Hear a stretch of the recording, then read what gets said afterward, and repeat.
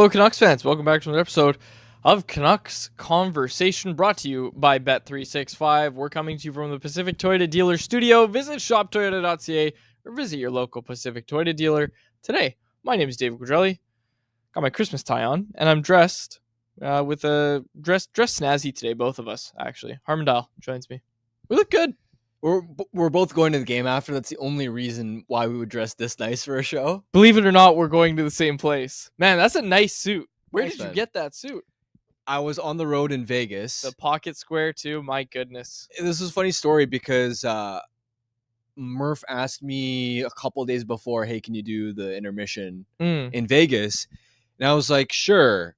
And I hadn't packed a suit because I didn't think I was going to do TV. So I'd just been wearing like business casual, dress shirt, overcoat. So Kind of like what I'm wearing.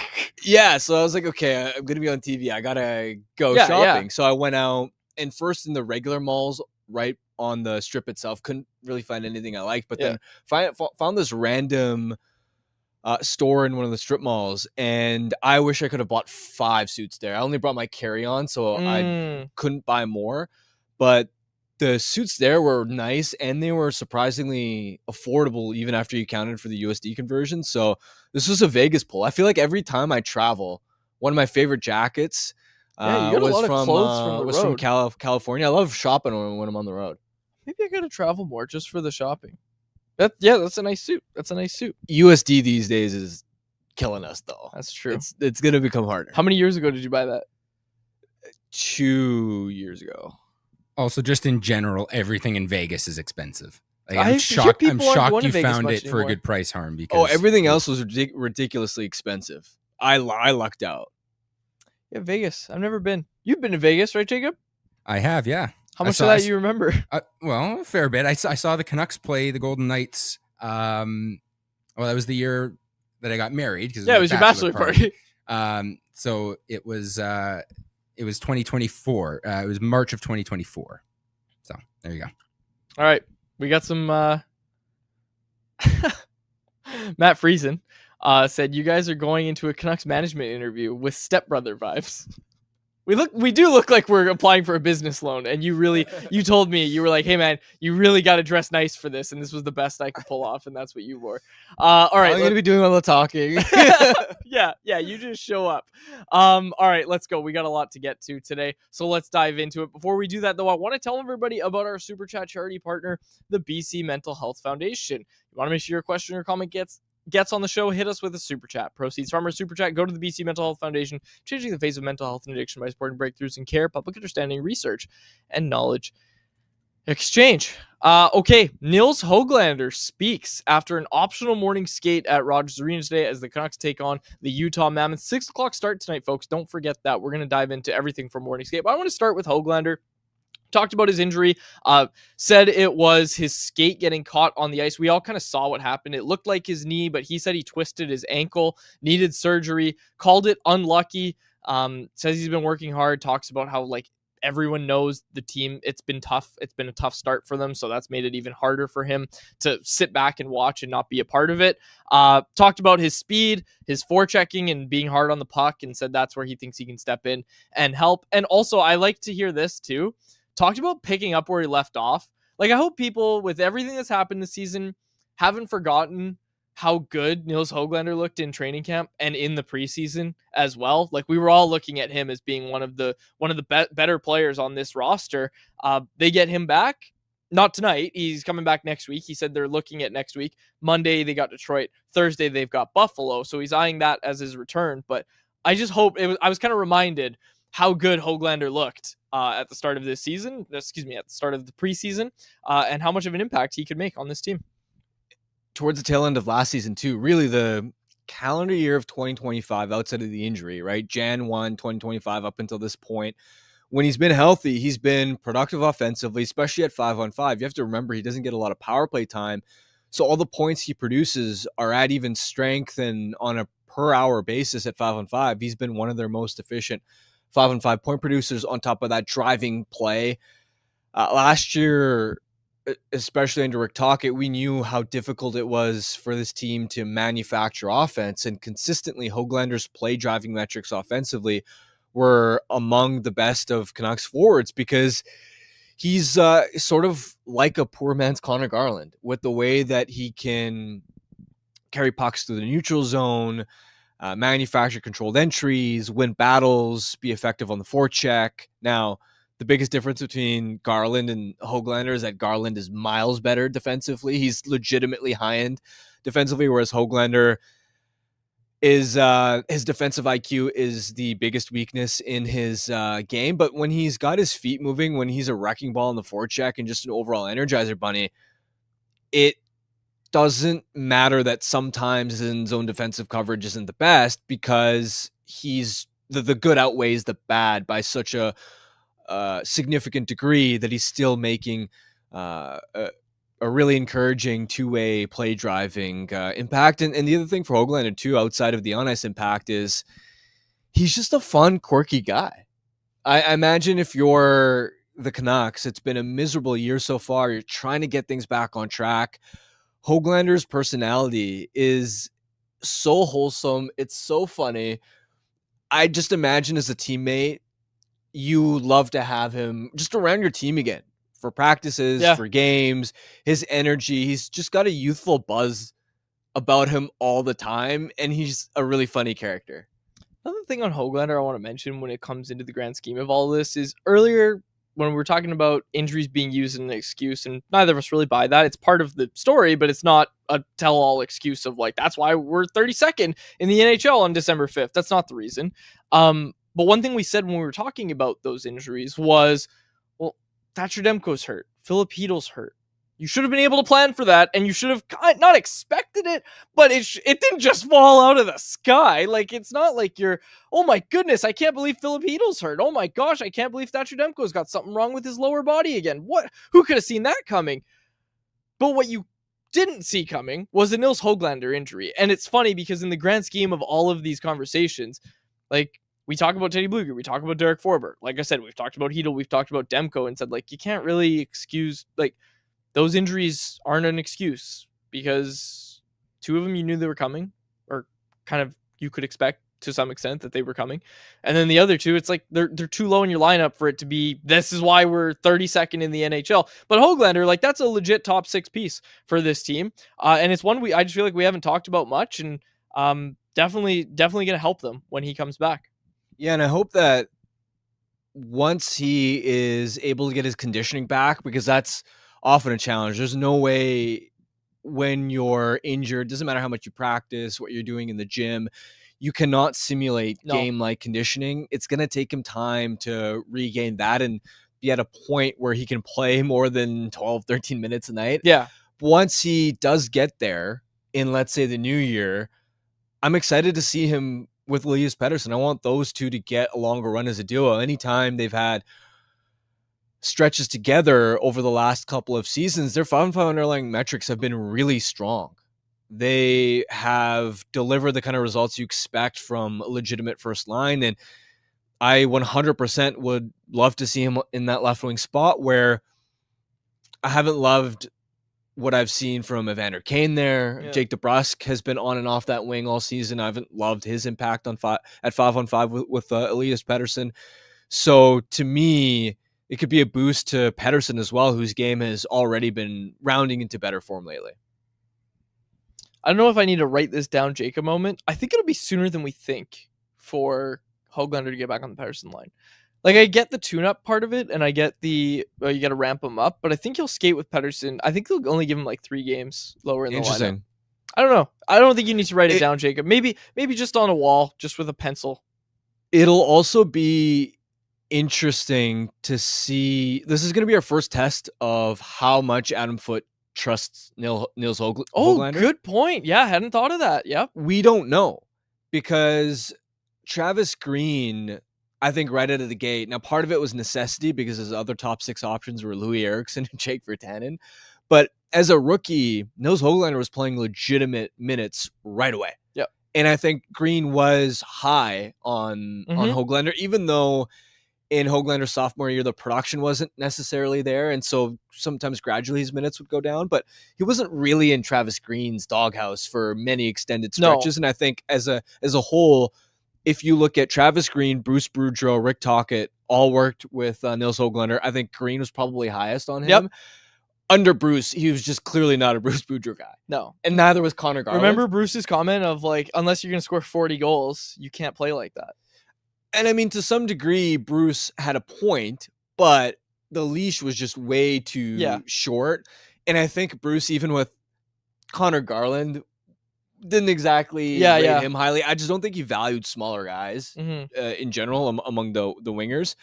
And then when it came to Rick Tocchet, it started promisingly, but then last season you saw how quickly he pulled the plug on the top 6 experiment. And I think Tocchet could have managed Höglander better. I think he underutilized him. And so now we'll see where Adam Foote stands as well, because in my mind, Höglander needs consistent top 9 minutes to be successful. Otherwise, if he's yo-yoing where you give him top line opportunity for a little bit, but the second he makes a mistake on the back check or turns a puck over, you're going to send him back to the 4th line. That's not going to be a recipe to maximize Höglander's value. 100%. Anything else on Höglander you wanted to say? Scored 24 goals, I've heard. Yeah. See, I didn't. You didn't even Isn't say it pretty shocking that we've spent 10 minutes talking about him and I didn't reference the 24 goals? I know. You know what I need to talk about quickly before we get into morning skate stuff? The chat. The chat has been so out of pocket lately. I don't know why people are picking on me. I'm gonna tell my mom. Look at these comments. This is so funny. First of all, people are like, why are they dressed up? We explained it off the top, and people are joining late and saying, oh, why are they dressed up? And people are explaining and saying, oh, they're going to the game tonight. Why would you ever wear a suit to a hockey? Do people think we're sitting in the stands with jerseys on? Like, no, we're both going to the press box tonight. That's where we sit. You don't just show up in, your hoodie and my hat. I'd love to wear a hat, but I used to wear a hat actually. When I remember when I had really long hair, that was my look. I always wore a toque with the long hair. Toque is acceptable. Hat is a little... No, I would never wear like a baseball cap to a press box. Well, especially in the press box, injured and scratched players are there, and they're all dressed in suits. Managements are there, so I mean, really? They used to be. They're not now. Oh, yeah, that's true. Yeah. That's true. They still dress pretty nice, but like I did see, I'm not going to say who, but I did see one player this year just wearing like the most basic sweater. And I was like, you know what? Hell yeah. You guys bargained for this. No problem. It was, But yeah, I mean, not even 1 year at the start of last season, you could like, you're in this little snack area and you're looking to grab a little bit of popcorn and you see, because it's preseason game, Connor McDavid's just there, right? And he's dressed. So you don't want to be looking like a scrub in that kind of setting. That's right. I wear my This is a joke, okay? I wear my stretchy pants just in case I come across PL Dubois in the okay. It's a joke. Oh man, I usually don't preface. Hey, I don't preface. He's injured, so when Washington comes, that's what I'm saying. That's what I'm saying. I gotta be ready to, throw down just in case. All right. There's a lot of comments about the suits that we're wearing, and yes, it is a Christmas tie, folks. It's my Christmas tie. I like it. Okay, let's go. Let's keep moving here. I don't think we have anything else. Yeah. Also, to be clear, someone asked me to clarify the stretchy pants joke for like wrestling purposes, just to be clear. All right. Quads is a noted PLD hater for the. I guess people don't get that part either. Well, yeah, that's another bit on this show. I don't actually hate PL Dubois. I just thought he was a quitter and quit on 2 teams, and I'm happy for him. I'm glad he's turned it around in Washington, because that's the other thing. Quickly on PL Dubois. That's the other thing is like, not only did he play well, but like you're also hearing rave reviews from every teammate of his, every coach of his. Well, Carberry in Washington is what I mean. Everyone is really happy with him, and good for him. It's good. Okay. I'm not reading the chat anymore. This is crazy. People are so silly. All right, let's move on. Let's get to tonight. Let's get to the game preview. Canucks take on the Utah Mammoth. Our next segment is brought to you by our friends at Greta. 6:00 start today, folks. So you might be off around 5:00. And if you're in the downtown core, why not just, instead of driving all the way home, drive on over to Greta. It's a great spot to watch the game. You can skip the line and not have to pay cover on game nights if you're wearing the home team's gear. And of course, there's also the game day specials at Greta, including $3.33 off select food items, $3.33 for select drinks, and more. With the arcade, bar, and street food menu, it's a great spot. Make it your spot to watch the next game. 50 West Cordova Street is the address. Save the date. December 20th, Boston versus Vancouver. We'll be there. We're going to have a great time. Harmon and I will wear our suits, because this is what we like to wear when we go to hockey games, when we watch hockey games. Okay. Okay, good. We got a normal chat response here. It's a super chat. It's from Owen Jay-Z, regular listener to the show. He said, really excited to see Hoggy with Petey. Sure, he has defensive issues, but Garley and Petey should offset that. Yeah, absolutely. Also, here's another thing. When Pettersson wasn't playing well, the best he looked last season was when he was with Garland and Höglander. You've got Pettersson looking good right now. What if you put him with Höglander and I'm saying, and one thing we're going to talk about is what Adam Foote had to say today about the Canucks being 32nd overall in the NHL standings when they woke up this morning. Not by points percentage. Oh my gosh. Okay, yeah, no, not by points percentage. 31st by points percent. You think I'll put on owner Quad's cap for a second. Do you think Francesco Aquilini walks downstairs, says, Jim, I'm not happy that we're 32nd overall. And Jim Rutherford says, well, actually, we're 31st by points. Who cares? Who cares? Well, hey, as somebody that is tracking the team tank cause and wants them to sink low, I need to be as accurate as possible. Sure. These margins matter, Quads. Okay. So when it goes the other way, though, right?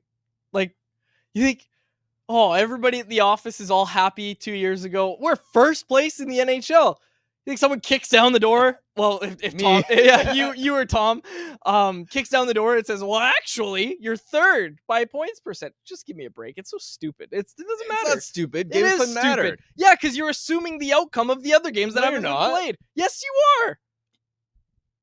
That's literally, if you're sorting strictly by points, that's what you're inherently doing.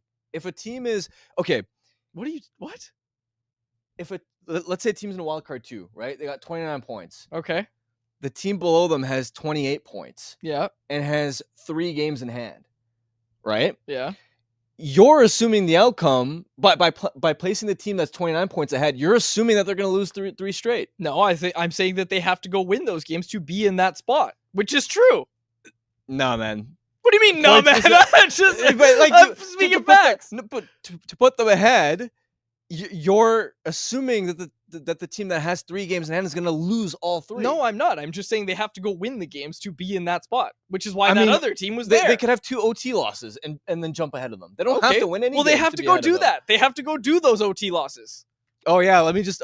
It's not that hard to avoid a 3-game skid. Dude, I'm speaking facts. That I'm just reading the standings to you. You've been hanging out with Drance too much. He's right. All right, we got a super chat here from Free PD EP40 Fed 699 super chat. He said, "Who's wearing hard hats and safety vests to the game with me? I'll be keeping an eye out if anyone actually is." That's that's funny. All right, let's go to the game preview. You want to do that? Yeah. Okay. Canucks Mammoth tonight. I've been meaning to get to it for a while, and it's taken us a while to get to the game preview. I want to start with this pregame quote from... Actually, let's get to the pregame quote from Foote after. Sorry, folks, I'm a little all over the place this morning. It was an optional morning skate for the Canucks. Lankinen is your starter. Garland returns. We already knew that. Well-attended morning skate. Garland, Höglander, Lekkerimäki, Kampf, Karlsson, Ratu, Sassone, Baines, Reichel as your forwards. Hughes, Hronek, Höglander, DPD, and P.O. Joseph.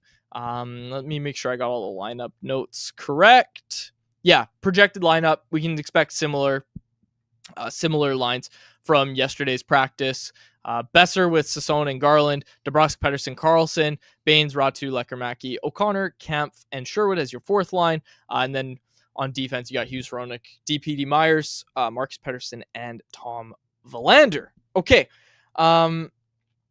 Okay, save this super chat, Jacob, if you don't mind. Just put it down so we remember and anyone else. We can't keep going off topic. But thank you for the $10 donation. We'll get to it. We'll start anyone else with it.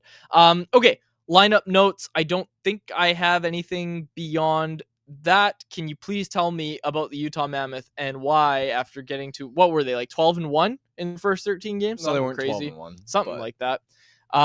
They had a hot start. Yeah. And then since then, they've won 4 of their last 15 games. And what has changed?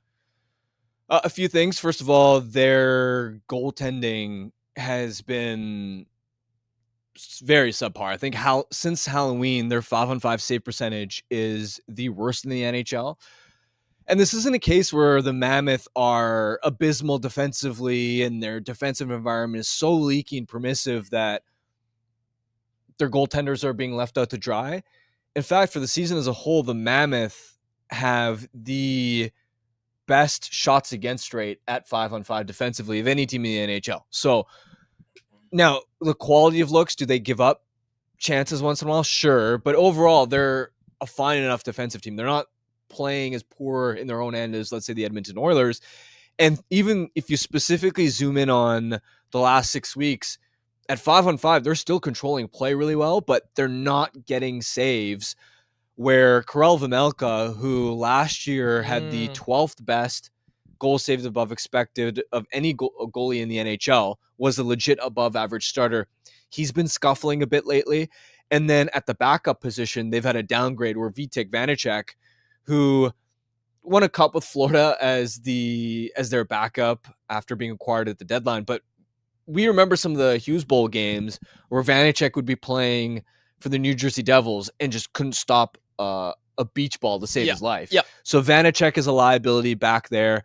And on top of the goaltending, this is the most bizarre part for Utah for me. They have the worst power play in the NHL, which, considering the high-end skill they have with Cooley, with Gunther, with Keller, Peterka, it's surprising to me that their man advantage is this brutal, especially because last year the power play was 10th in the NHL. It was totally fine. And it's not just a case of the power play is generating a lot of quality looks. They just got to bear down on their chances. Their actual shots rate, their chance rate is pretty miserable as well. So the power play is killing them.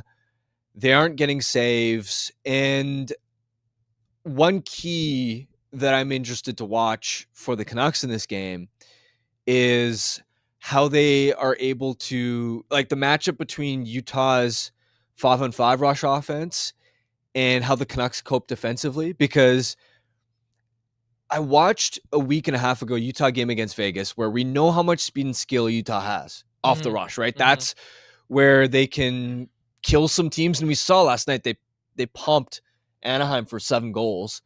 But against Vegas, you saw a lot of rushes where, okay, they got speed through the neutral zone, they're getting the controlled entry, but then the next play after, they were getting pushed to the outside, right? Vegas was swarming them in numbers after the entry, where there was no clear flight path for the puck carrier to carry it into the slot.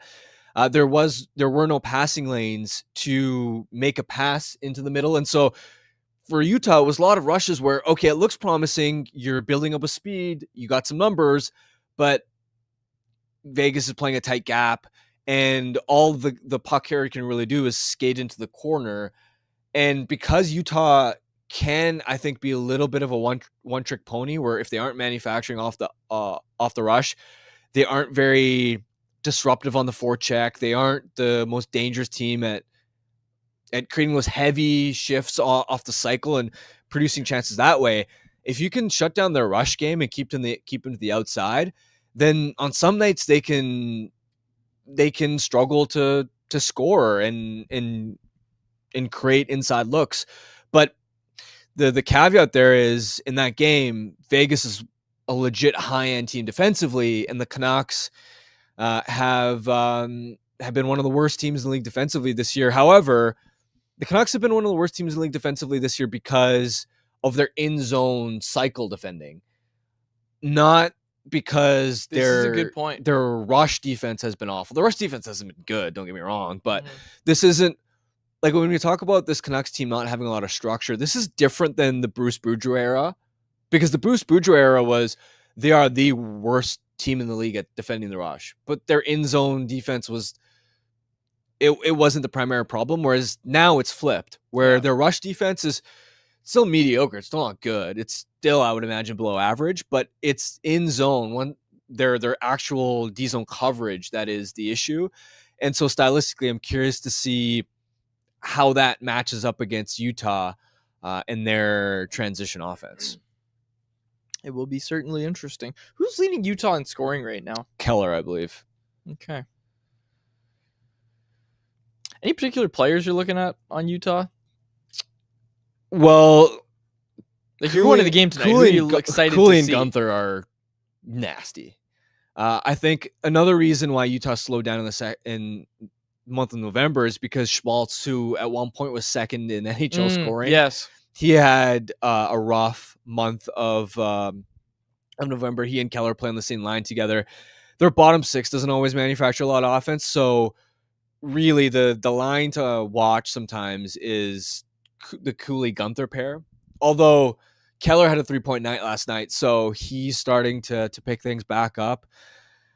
It's really that top six that is a lot of fun to watch. They're dynamic. And the other surprise with the Utah is Nate Schmidt has turned back the clock.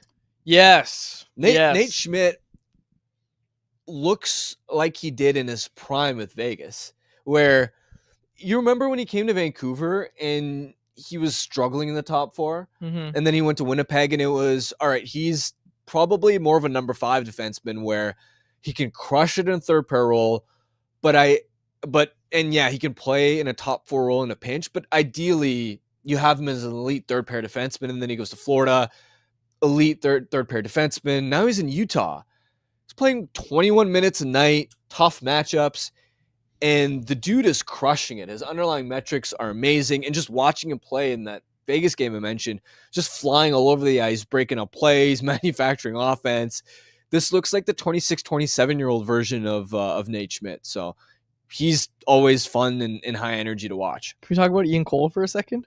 Yeah. Without looking, did you already see? No, I didn't see. How many points does Ian Cole have this season? He's played 28 games. I think he might have had 2 last night.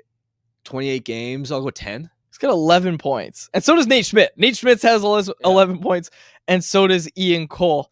We don't need to harp on it again. We don't. But part of when we talk about the story of what happened after 23-24 was believing that you could replace Ian Cole and Nikita Zadorov with Vinny Desharnais. And who am I forgetting? That was it. Wasn't it just Vinny? Yeah. And then they were banking on Susie and high leverage minutes. That's and then Juleson played a bigger role. There it is. So Utah in town tonight. Ian Cole, old friend, back tonight. Has he must have been here. When was that? Has Ian Cole played in Vancouver since? Must have. Last season. Did he though? Must have. Jacob, figure that out. Hurt. I think he was hurt, wasn't he? Eagle Base and Quads, you hated Cole. Don't pretend you didn't. I did not hate Cole. He played all 82 games last year for Utah. Okay, so he would have had to play in Vancouver. I didn't hate Cole. I did, like many people, point out that he scored 3 goals on the Canucks during the series against the Oilers. It was bad luck. Someone in the chat just said Cole was awesome till the Edmonton series when he scored a good 4 goals against us. Yeah, it was frustrating. But a lot of people bringing this series against the Oilers. That was bad luck. I don't know. I didn't hate Cole at all. I mean, I also really liked him as a person. Like talking to him in the locker room, he was a great guy to talk to. I didn't hate Cole. I don't know where that's coming from. I definitely said some stuff when the Oilers games happened, but yeah, I didn't hate Cole at all. Okay. Anything else on tonight's game that you wanted to get to other than what Foot had to say? I want to get to that. Let's do it then. Okay. Jacob, can we play this audio from Adam Foote? He's asked about the Canucks being 32nd overall in the league. Surprisingly, he didn't jump in and say, actually, points percentage. He was asked about it, and this is what he had to say, pointing to the fact that the Canucks are only 6 points out from a playoff spot. Yeah, I mean, there's a lot. I can answer that 1,000 different ways, but I won't. I look at it more like we're 6 points out of a playoff spot. This is a 4-point night. These guys are holding it with 29 points. We're 6 behind them. So we can focus on this homestand before we go out to, a trip to out east before Christmas. So this is like no distractions, big game, understand what we're up against. And, we'll look at it a different way where swings happen quickly here. If you focus, and we got to look at positive. We're getting some key players back as well off injury-ridden start. So that's the way to look at that. You know what I think when I hear that? That sounds like the coach of a team that's about to go on a run and about to win more than half their games in December. Book it. Yeah, you made that promise and wrote it down on your whiteboard. I did write it down on my whiteboard. Show. The schedule is soft, so getting healthy, man. Nils Hoglander. And I said it yesterday. I'm serious. I looked at the lineup yesterday and said, this isn't a 32nd ranked team. Like, Hughes is healthy. Hronik's playing great. You'd like more from Marcus Pettersson and Tyler Myers. But you look at the lineup, and it just doesn't look like it should be the 32nd overall team in the league. The X factor for me in whether or not they can go on... And when we talk about a run, I'm not talking 9-1-1. I don't think that's realistically that's the cards. Not what I'm talking for winning run, more games than you lose in December. That's a dramatic turnaround from where they are. It's Thatcher Demko. Yep. He's potentially going to return next week. I mean, a lot of question marks with that. Where is he going to be able to complete his first game back? How long is he going to be able to stay healthy? And then secondly, coming back off the injury, what's his performance going to look like? Because sometimes it can take goaltenders when their flow has been disrupted some time to regain their flow, to feel confident and comfortable in the crease again. But if that happens, he's the biggest shot in the arm that could help this team grind out points, even in games where perhaps they do continue to give up a lot defensively. Now, the quote itself about, hey, we're only 6 points out, realistically, that's what a coach should be communicating to his players. Sure. Right? It's to us on the outside, it sounds a little bit copium. A little bit of cope, because you gotta jump 7 teams, including the Oilers and the Jets, who are not currently in playoff spots. It's not just making up 6 points, is you got to jump all those teams to get into that into wildcard spot. Got to play at a 107 point pace the rest of the way to hit 95 points, which basically means from now to the end of the season, you got to be essentially as good as a 23-24 Canucks during the division winning year. And it's also harder to make up points because of the loser point. Teams struggling, they can still scrape points here and there by picking up, just by forcing games to OT and shootouts, especially this year where the numbers show that the percentage of games in the NHL this year that have gone to OT or shootout are increasing compared to previous years. So it's unrealistic in a lot of different ways. However, as a coach, you're trying to frame your situation to your players in a way to keep them motivated, to keep them still believing rather than giving up. Because as a coach, the last thing you want in a locker room is guys starting to give up, because that's just a bad atmosphere for your culture, for your locker room. You need the compete level to stay high. You need the process to stay to be at a baseline level of respectability. You just got to keep finding ways to make your players believe, and you got to find ways to reframe it in a positive light. Even if you really think deeply about it, it seems a little bit like cope. And I mean, how many times has Foote said, we're just trying to get them to believe in what we're doing here and that it's working? Especially after wins, he talks about that, of like, that we had a game plan, we stuck to it, and we're trying to get them to believe that what we're doing is working here. And obviously that's harder to do when you're losing a bunch of games. But yeah, like, you're right. That is what you want to do as a coach of a team like this. All right. Anything else from today or for today's game that you want to get to? I think we should talk about Uber Eats. Okay. Slightly different today, not a stat of the day. Oh, tell me. However, Uber Eats is enabling fans still to maximize their fandom all season long with exclusive game day deals on the app. From game day eats to paper plates and napkins, if you're hosting, to all the ingredients you need to make your favorite game day dip. Before, during, and after the game, Uber Eats is assisting every fan's hockey experience all season long. Apparently, this time you're going to have to come up with something because, Quads, what are you craving? What am I craving? What do you mean? What do I have to do? What are you craving from the Canucks? Oh, I'll tell you what I'm craving from the Canucks, and I'll tell you what I'm craving from Uber Eats pretty quick here. What I'm craving from the Canucks, make a Kefir Sherwood trade. Like, yeah, I'm not sitting here, and I've explained this to a few people that are, freaking out about it, and that's not what I'm going to do. I'm not going to come out here and freak out about a Kefir Sherwood trade, but I've had a few people message me, and you can see the panic in their voice, in their text, of, hey, this guy hasn't scored lately. He started the season super hot. Should be the only guy really on the trade market right now. There's the guys from Nashville, Stamkos, O'Reilly. But Kefir Sherwood started the season super hot. He's got all this supposed trade interest. Okay, great. Make the trade. You've talked about that you want to do it. Jim Rutherford came out and said, we're going to make these trades of our pending UFAs, our veterans, that sort of thing. He comes out and says that. Everybody kind of is prepared for it at that point. And then to not do it, it feels weird. It feels a bit weird to just kind of sit here and wait. And I know there's the argument that, hey, they're just waiting to get the best deal. But you know what can happen sometimes? If you wait too long in a negotiation and you sit there and say, we're just going to wait, teams get more options of who they can trade for.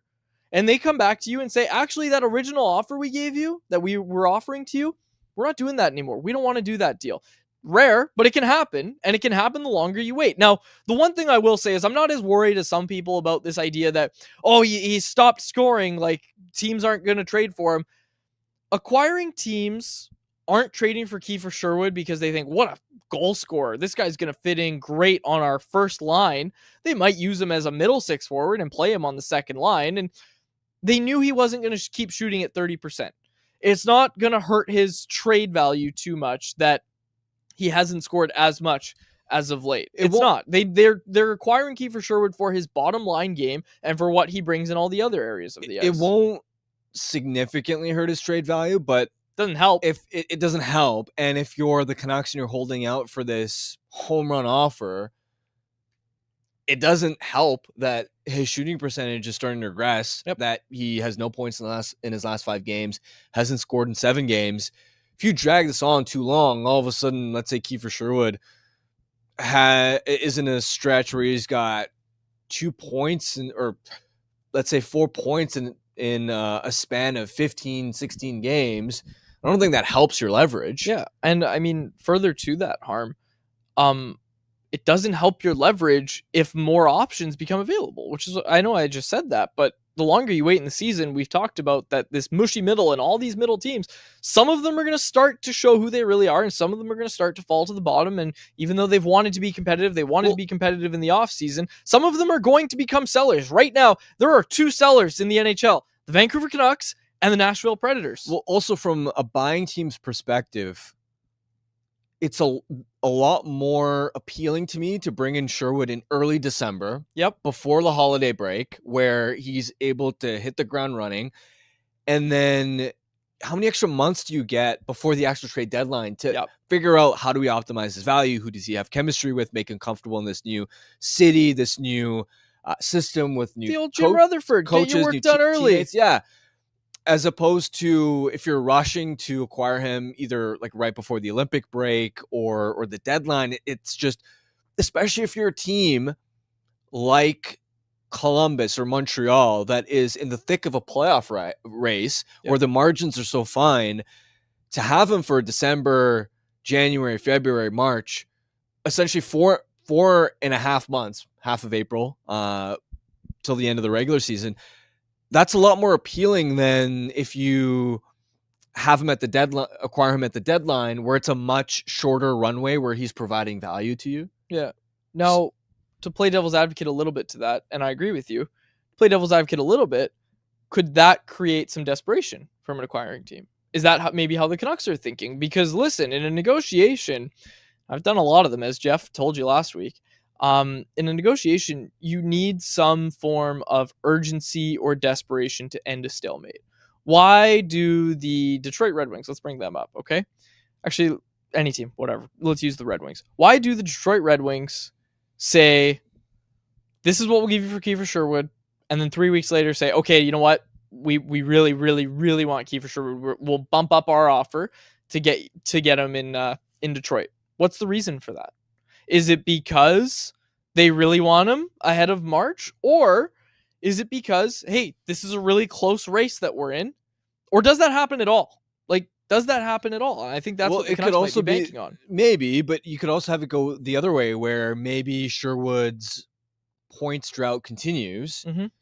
The Red Wings, maybe a team like the Red Wings, or you could pick the Blue Jackets, the Habs, they either start winning and maybe no longer desperately need that player, or they lose enough and look at the remaining time in the season and go, is Sherwood going to move the needle enough for us? Is it worth justifying that extra acquisition cost?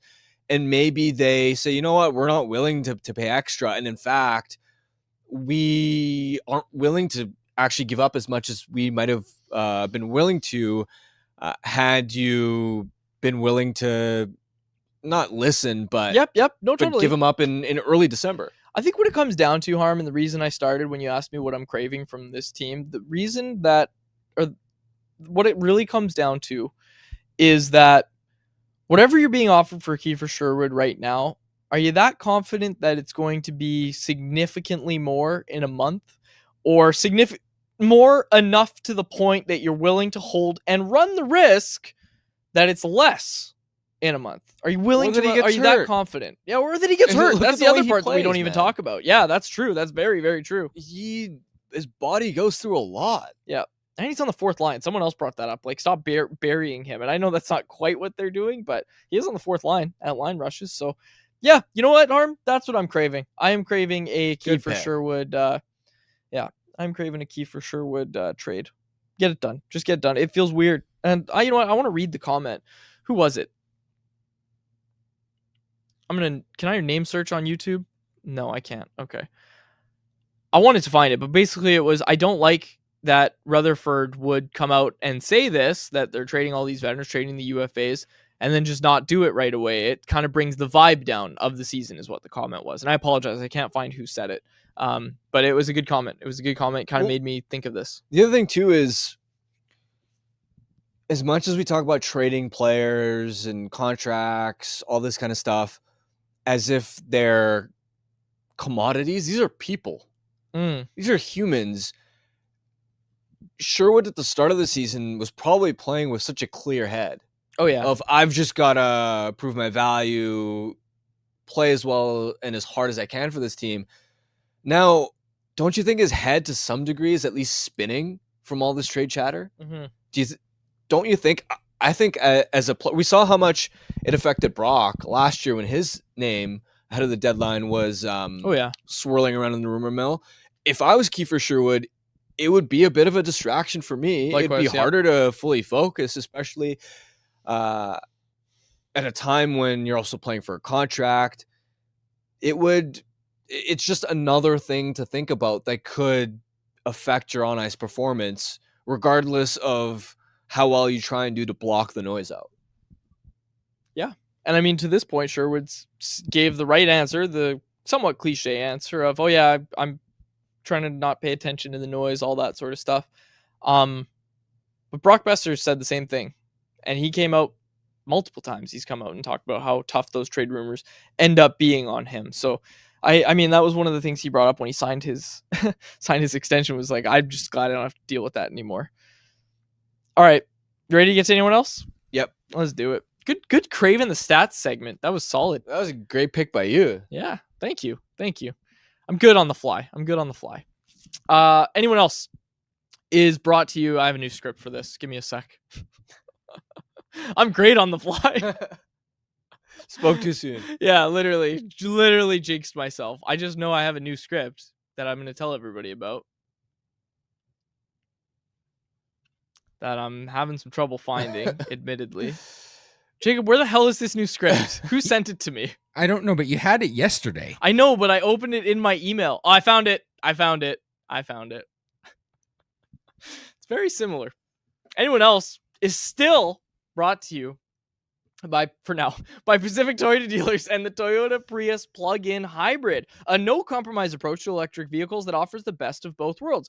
You can drive up to 72 kilometers in the battery alone, enough to get you from downtown to the rink, the grocery store, and home to recharge. Seamlessly transitions from the electric mode to the gas engine for a combined range of 962 kilometers. There's no sacrifices when it comes to horsepower style with its sleek, low, and wide exterior and sophisticated interior. It's loaded with tech that's actually easy to use. You can plug in to recharge at home or at one of the over 2,000 public charging stations in BC alone. And now you can lease a 2026 Prius plug-in hybrid SE from $109 weekly at 3.99% APR for 64 months with $3,300 down. Visit shoptoyota.ca or your local Pacific Toyota dealer today. Anyone else? Got a couple super chats to start it with. Let's get to the first one, which was from Noah. Oh, no, wait. How many do we have? Oh, yeah, Noah. Yeah, okay. He said, is anyone else disappointed there hasn't been any trades yet? Yeah, here we go. We're literally last in the NHL, and it's kind of ruining the whole season's vibe. I just want to see change early rather than deal with this. Yeah, I mean, A, that's what we just talked about. So thank you for the super chat. But B, further to this guy's point, Noah's point here, part of the job of an NHL team is to sell hope one way or another. And if you're rebuilding, there's hope in that. If you're trying to compete, usually there's hope in that. But right now you say, hey, we're going to make these trades and people don't quite know the direction of the team. There's not much hope right now. The Canucks aren't selling much hope. And when you see student rush tickets for $39, do you see this? Yeah. This brought me back to my youth, Harm. This brought me back to my youth when I would go to games for dirt cheap. When you see student rush tickets available for $39 for a Friday night game, what is Saturday going to look like? Hell, what's Monday going to look like against Detroit? What's Thursday against Buffalo going to look like? Student rush. We'll give you $10 to come to the game. I will say, if you're a student, I don't want to tell people what they should or shouldn't be doing. But if I was a Canucks fan and I was a student and I'm seeing these promos, if you haven't had a chance to watch Quinn Hughes in person, take advantage of that. Do not take this guy for granted. Could you imagine if that was their marketing angle? Student rush. But come watch Quinn Hughes. We don't know how long he'll be here. Like, being totally serious. Yeah. This is the best defenseman in franchise history in terms of pure talent. He's in the same category. I'm not saying he's ahead of these guys, but at least in the same echelon category as the all-time Canuck greats, right? Talent, not saying like, sure. Here long enough, but Bure, Sedins, Naslund. You don't know how long this guy is going to still be here, as sad as it is to say. Who knows how many more years it is before the Canucks are going to have another defenseman this talented. It is such a treat to watch Quinn Hughes play in person. If you haven't had an opportunity to do it, or it's been a while, go watch Quinn Hughes cook, especially if you can do it at a reasonable price. I think I just don't want people to regret not having had a chance to see Quinn Hughes when, hey, it's not that expensive right now. People talk about negative media. We're doing more to sell tickets for the Canucks right now than any show in this market. Because people are asking, what is student rush? How do you do student rush? Here you go, Canucks. Here's some free advertisement. Student rush, it's great. It's a really good program, and I used it when I was a student back in my heyday. And basically how it works is you sign up, you confirm you're a student with your student ID, which you can also get if you're a part-time student. I'm just saying. Like, I was using Student Rush when I was taking like 1 or 2 courses at BCIT. Anyways, I was doing student stuff when I was working at SFU because the employee number was the same as my old student number from when I was there as a student. I was getting like student prices on stuff until I was in my mid-20s. It was Jacob's great. gonna get arrested. Yeah, girl, fraud. Yeah.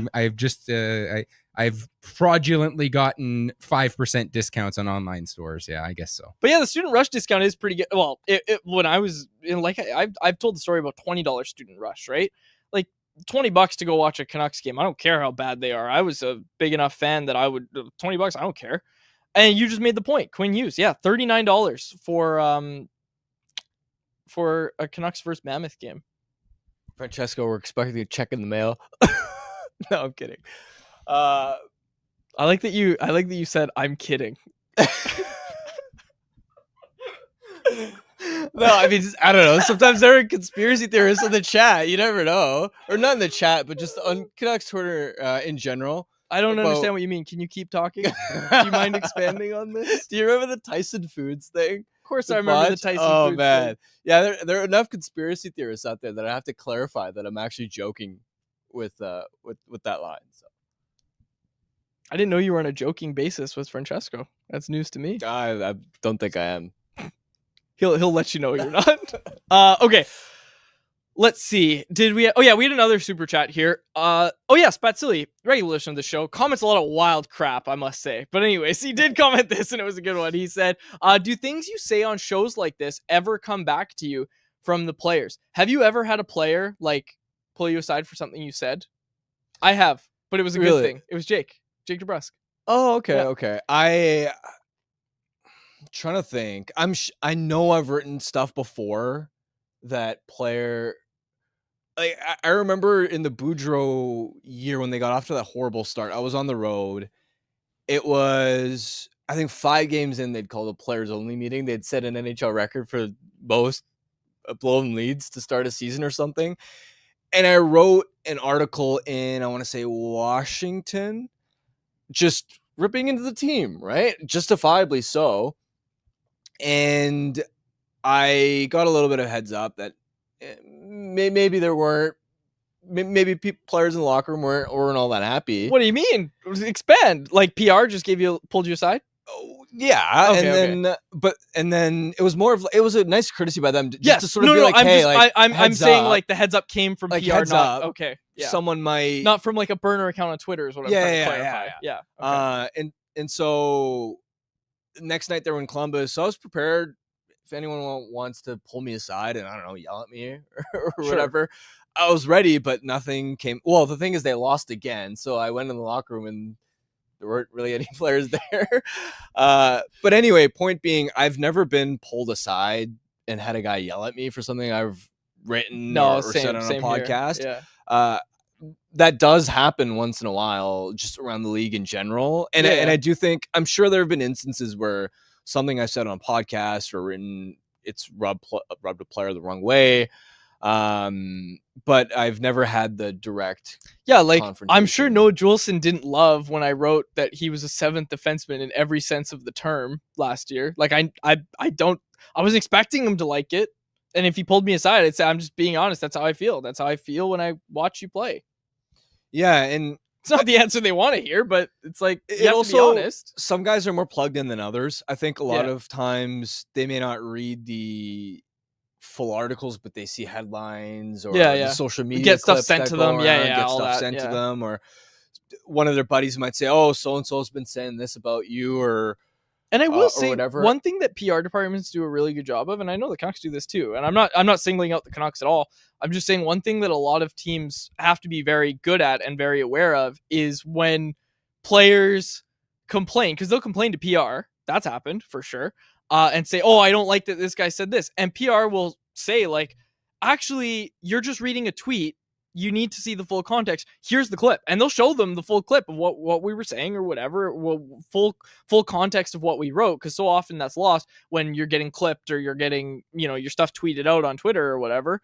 And PR departments do a pretty good job of that, actually, especially in this day and age, and they have to, because players are going to see like a headline or whatever and get frustrated, and then they go to the PR and they're like, talk to this guy or figure this out, and then PR is like, well, actually he was fair, this is how he set it up. This is the other thing too, where, for example, when I wrote my piece the other day about can the Canucks realistically tank for Gavin McKenna, you think, I don't imagine players love seeing that headline. I bet a bunch of those guys are pissed off, but it's like, if you read the article, I wrote in there about how they're working hard and like no one's expecting that the coaches or players are going to quit. So yeah, if you just read the headline, you may not like it, but if you read the actual story, I've been very fair. And if anyone wanted to pull me aside and have that conversation, I would explain that to them. And I think they'd be able to understand. And it doesn't always go in a negative direction either. I've had situations where a few years ago, a player was acquired to Vancouver. I went to introduce myself, and he was like, "I already know you. I've seen your stuff. I read your work. You do good stuff." And I'm like, "Oh, okay, that was surprising." Or I've never in the case of our show this past offseason, I actually found out that there's a current player that's seen some of our clips and is a fan of what we do, thinks we're very fair. And so I'm like, hey, there's it's not always negative, but yeah, all a long-winded way of saying I think players, again, individualized, but they're a lot of them are generally aware of the fan and the market sentiment and what people are generally saying. They'll have their opinions on it, whether they agree or disagree. However, in my 6.5 seasons as a full-time reporter, I haven't had somebody yell at me. My rule of thumb, and I tell this to everybody. I tell this to everybody that, like, I obviously manage a lot of people, and I help a lot of people out that are in our shoes and stuff. This is my rule of thumb: don't tweet, don't write, don't say publicly anything you wouldn't say to a player's face. Yeah. Because then you're just a coward, in my mind, at least. I really don't like that. You know what else I really don't like is you talk one way about someone when they're not paying attention, and then you like it's the old and I mean I get it from sports fans, so it's fine. Like it's the old oh, I hate this player, and then you meet him and they're just like, oh my gosh, like I love you, whatever, right?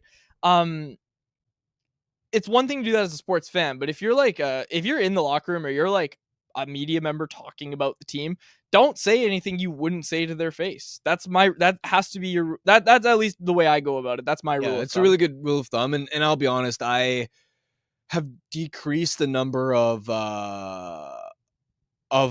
just negative tweets I tweet out in general, just because I don't want to be known as that like hot taking guy. It's not going to stop me from criticizing the team or player if it's justified, but I'd rather, like, social media doesn't leave a lot of room for nuance. Yeah, for sure. And so that actually that's a learning moment. There was an instance where I tweeted something out. It was very fair, right? Okay. This is like a brutal. Oh, I know this story.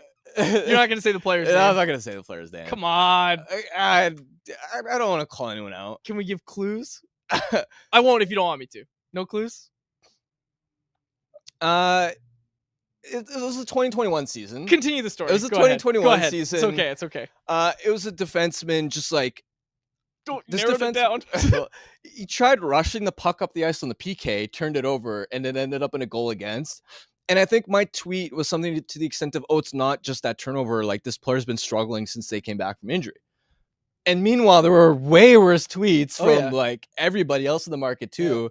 And I go back to practice the next time, and I think this player was just glaring at me or whatever. But this was during COVID, so we weren't allowed to go into locker rooms after. But it didn't matter anyway because the player was traded like a week later. Now we've really narrowed it down. I wonder if people, yeah, I remember that story very clearly. No, it's not Tyler Myers. It's not anyone who's currently on the team. Not a current Canuck. And I don't think I was in the wrong there by any means. You weren't. No. And that's why I think you can tell that story. I think that's funny. We got another one. One day there will be another story, because now I'm remembering the little stories. There'll be that story's from my very first year. Again, another former Canuck. Yeah. One day I'll tell that story. Yeah. Okay. Chat. Oh, here, I'll let you see the chat.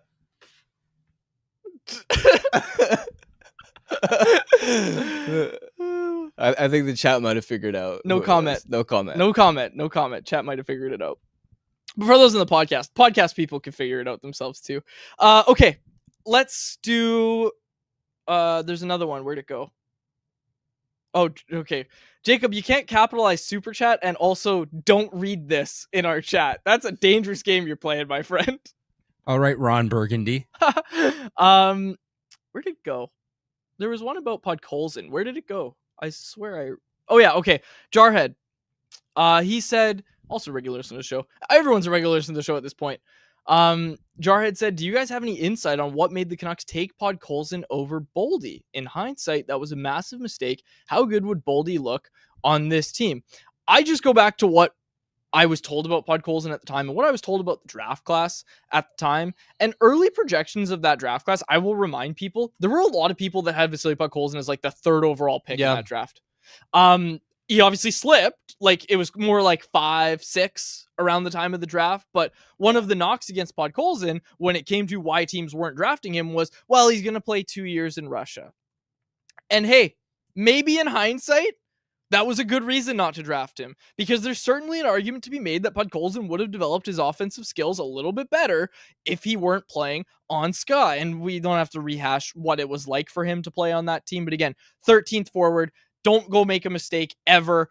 You lose some of your offensive touch. And he wasn't the best offensive player to begin with. He had a really high floor game. And ultimately, the Canucks were happy with that high floor game. And they thought he could develop those offensive instincts. He didn't. He's now established himself as a pretty fine middle 6, bottom 6 winger with the Oilers because of that high floor game. And again, it's one of the classic players where it's like he can do enough to play in an NHL lineup, but he just needed a change of scenery to unlock a little bit more of his game. But ultimately, at the time that they drafted him, I wasn't sitting here saying, oh my gosh, I can't believe they took this guy at 10th. I was sitting here saying, oh my gosh, this guy was supposed to go 5th. Great. I really wanted one of, and I tweeted as much as at the time, one of Zegras or Caulfield. Zegras ended up getting taken before the Canucks pick. And so my first preference was Caulfield. And Caulfield, it's still surprising he fell all the way to 15th because there were times where in some mock drafts, he was expected to go as high as 5th overall. His goal scoring numbers were dominant. But when they picked Podkolzin, I went, oh, that's a pretty reasonable pick. I'm not going to knock it because of his physical tools. And I really do think the development in Ska limited his offensive ceiling. And I don't think it was at the time, process-wise, I don't think it was a horrible pick.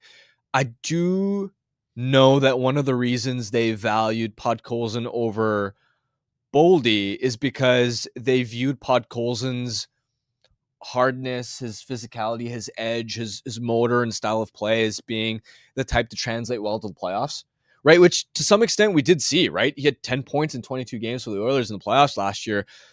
Whereas with Boldy, I think there were question marks about his compete level. Is he going to be the kind of player that's pushed to the outside in the playoffs? And so ultimately there was a bit of a trade-off of skill for a player with more of a power forward profile. And through his first 2 playoff runs, Boldy had only 1 goal in 12 games, but then last year in the playoffs, he turned it around and has become a star. So yeah, you definitely regret not having taken one of Boldy or Caulfield in hindsight, but I think that's far less egregious of a miss than Julevi and Virtanen. And there's also this comment, I like this, from Carl Spackler in the chat. It's also not easy to predict how 18-year-old kids are going to turn out as NHLers. Like, that's the other thing. The NHL is a really tough league. Guess what? None of the kids that have been drafted have played in the NHL. And there's not many leagues like it. And here's another really interesting conversation I had with a player recently was about D-zone retrievals. Any level of hockey, any league of hockey, take it to the AHL, arguably the second best league, the KHL. Let's go AHL, okay? You know what doesn't translate? Everything in hockey scales, right? Everything in hockey scales. Basically everything. Everything scales, and then when you get to the NHL, it's just played. Everything happens the same way, but it happens at a higher level. It happens quicker, but everything still stays the same. One thing that just doesn't happen as much in lower levels is the D-zone retrievals, where you have to go back, and the way you have to retrieve the puck at the NHL level is different than every other league. Now, I was talking to a Canuck about this recently, and he said, he's like, yeah, it's literally the hardest part to learn about defending in the NHL is just like how little time you have. No matter how much time you spend in the AHL, you don't get that same level of pressure at the AHL level that you do the NHL level. Yeah, it's a really good point. And no team is going to bat 1,000 on their top 10 picks. It's just you hope you hit more often than you miss. Yeah. Okay, we've got some more comments here. Let's go. This is from I am Don B. He said, I know this is Canucks Conversation, but can we talk about the Golden Eyes for a second? What's going on? Yeah, the Golden Eyes struggling as of late. Obviously worth mentioning, they haven't had Sarah Nurse, their best player. You also notice just how much faster like Jen Gardner is, for example, through the neutral zone, and not having Sarah Nurse as well. Like, you're taking two of your top players away from your team, and you're going to struggle. Or one of your top players. Gardner's still playing, but my point being is that Jen Gardner just looks miles better than everybody else on both sides.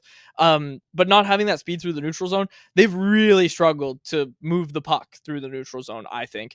Because you're almost not going to play a dump and chase style. So what happens when you get stopped in the neutral zone? You go the other way, right? So yeah, anyways, Golden Eyes, they return home, and I think that has to be the hope, is that you had all those great vibes in your home opener.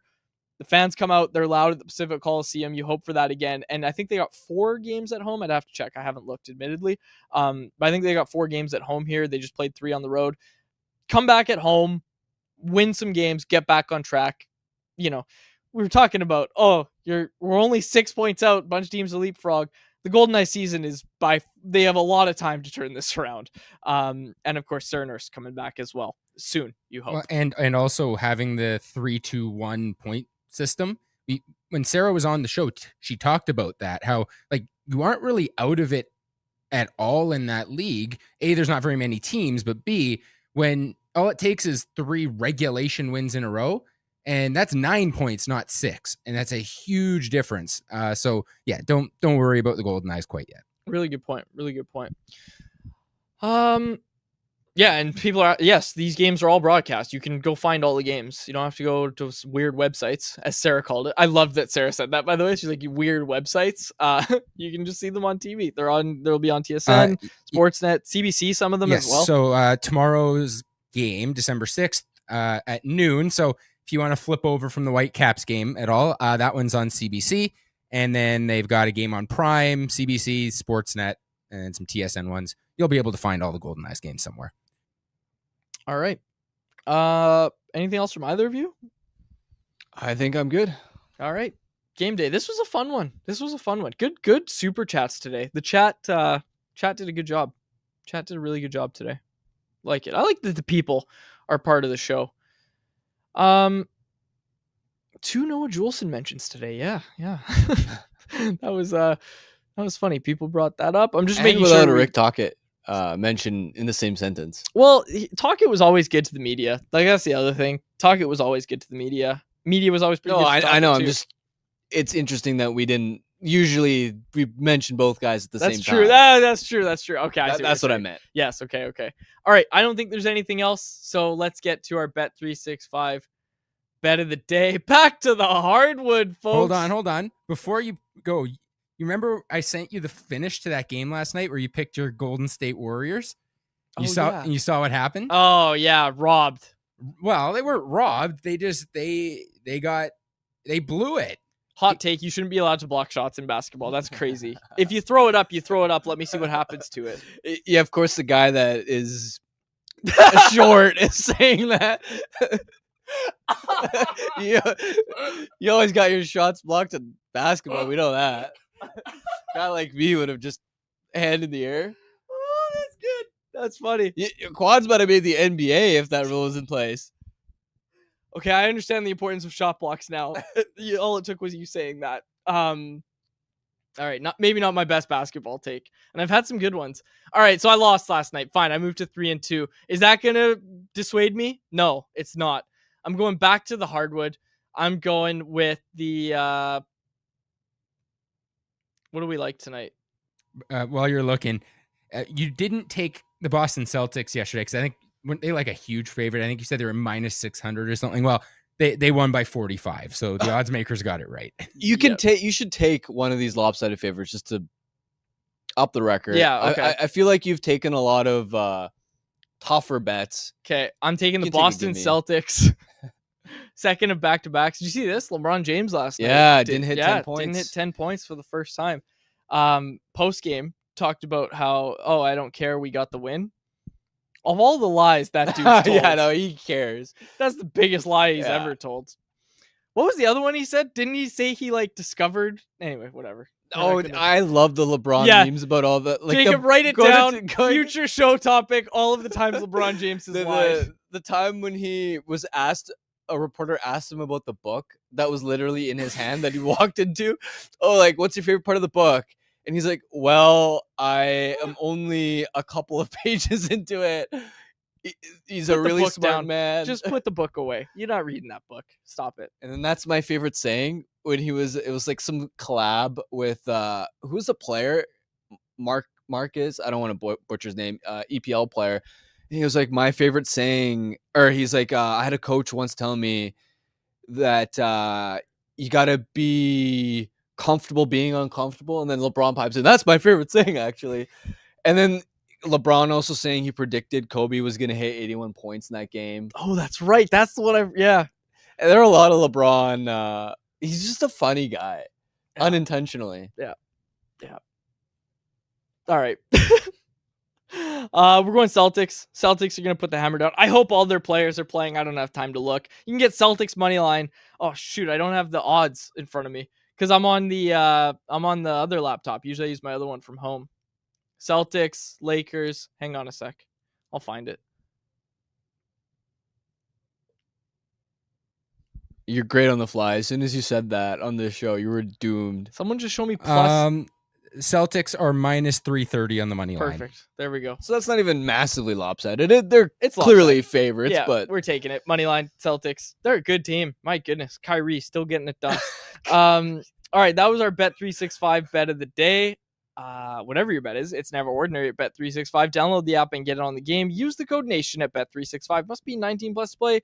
If you choose to play, please play responsibly. We'll wrap it up there. Long Friday show, folks. Thanks for spending it with us. Canucks, Mammoth. We didn't even talk about the Wild game, but we'll be back on Monday to break that one down and the Mammoth game as well. For my co-host Harmon Dial and our technical producer Jacob Lazar, my name is Dave Quadrelli. Thanks so much to the episode of Canucks Conversation. Canucks Conversation is live Monday through Friday, every weekday at 2 p.m. over on the Canucks Army YouTube channel. Make sure you like, subscribe, and interact in the YouTube live chat every day with us, folks.